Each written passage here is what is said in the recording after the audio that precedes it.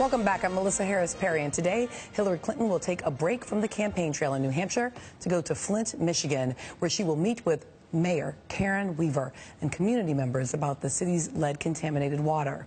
Now, people in Flint are still reliant on bottled water for daily needs, and inmates at a local prison have had no choice but to use the poisoned water until last week. Yesterday, we spoke with Flint resident Melissa Mays about the heartbreaking, infuriating, real-life consequences of this crisis. My 12-year-old can't sleep at night because his bones hurt so bad. My 11-year-old, his white blood cell count is 4. He is so anemic, he looks exhausted all the time. He gets sick anytime he goes anywhere. My kids want to play sports, and I'm too scared to let them because their bones are brittle. Unless you have a child under 6, they give you 1 case of water. We go through that a day, at least that. We wash our vegetables and our meats in bottled water. Everything we can possibly do, wash our face, brush our teeth, everything in the bottled water. And so the 1 case isn't enough, so we just continue to buy it at the store, and my newest water bill came a couple days ago, and it's $1,064. We're left with no options when what we need is whole home filtration and pipes replaced, and we're getting anything but that. In recent weeks, Hillary Clinton has made Flint a focal point of her platform, putting the crisis in the campaign spotlight as an example of inequality and government failure. We've had a city in the United States of America where the population, which is poor in many ways and majority African American, has been drinking and bathing in lead-contaminated water.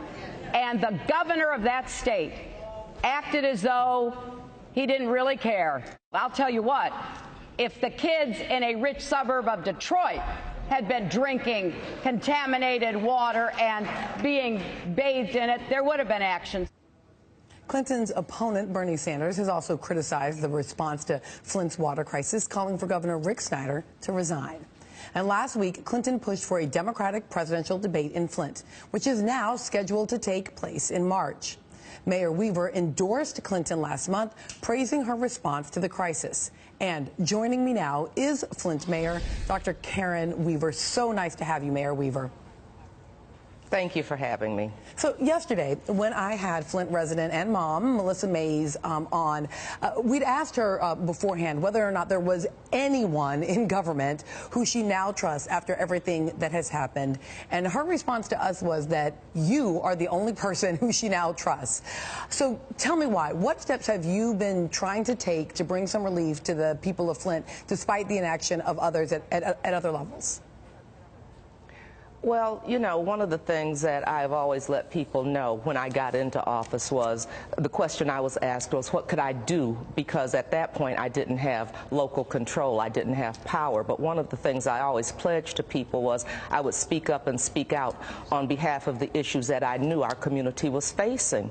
And nothing was going to stop me from doing that. And that's what I've continued to do. So one of the things I know that you're working on right now is actually a private-public partnership for trying to fund a full replacement of the piping in the city. Talk to me about what that looks like.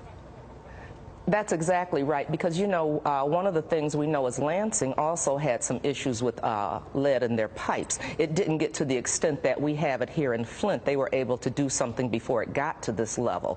But we have been talking with them, and we're looking at what we can do, because one of the things we know we cannot do is wait on the state to come in and fix this problem. We've been waiting for almost 2 years. And so we want to do what they did in Lansing, because we know it doesn't require the digging, it doesn't take as long, and it doesn't cost as much, and time is of the essence, and we need to move quickly. Now, there's obviously sort of multiple layers of government issue here going on. You know, one of the things that we've been talking about is the way in which this is, in part, a set of choices that were made by an emergency manager because there wasn't local control. That emergency manager was reporting to at the level of the state, but then the EPA is also implicated here. So talk to me, when you're kind of looking at kind of the whole broad sweep here of the federal, the state, what are the different levels that you need response from for the local people of Flint? You know what, I need response on the level of the state and federal, because we know that there was a breakdown, there was a failure on all levels. And so at this point, and that was why I wanted this declared an emergency, and really I wanted Flint declared a disaster area, because we know this is bigger than the state financially. We know we need some federal assistance as well. But I don't want to take the focus off of the state. The state has a huge responsibility in this because we had been under emergency manager. And so we know there's money there, and that's what we're requesting. That's what we should be the priority, and that's what the residents are demanding, is some money, financial assistance from the state. But we also know we need it at a federal level because of the cost of the infrastructure and also the human cost, which is going to be more than the infrastructure, I would imagine. So I want to talk about the human cost for a second, because obviously everyone in Flint is at risk, but there are some communities that are particularly vulnerable. We started by talking a little bit about those who are imprisoned, who were still drinking the water, including even pregnant prisoners who were still drinking the water up to a week ago. I also highlighted on the show last week some of the challenges around Spanish-speaking communities. Mr. Sanders, Bernie Sanders, put out a statement just yesterday saying that the federal government must also halt all immigration raids immediately because these inhumane raids are having a chilling effect across the country, especially in Flint, preventing some of the most vulnerable people from stepping outside their homes, let alone seeking clean water for their families. Have you seen this for yourself? You know what, that's what I've heard. I haven't seen it firsthand because I have been out in the streets and, you know, helping to do the delivery. But one of the things we want people to know is they are not supposed to be doing that. You are not supposed to or required to show ID. If you come to one of the places where we're dispensing the water, or if we're coming to your home, that should not be a requirement. And if that happens, I would really like them to call the 211 number and report that to us, because that should not be happening.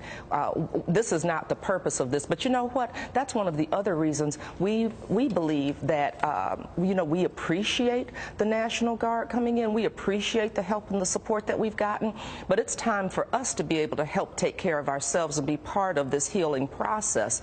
And instead of that money going to them, we'd like to use our own people, our own local people, to help with this water dispensing. Thank you. To Mayor Karen Weaver in Flint, Michigan, you have been absolutely heroic in this process. We have this is tough, and listening to Melissa Mays yesterday really talk about the human cost of this. Thank you for the work that you continue to do. Thank you so much.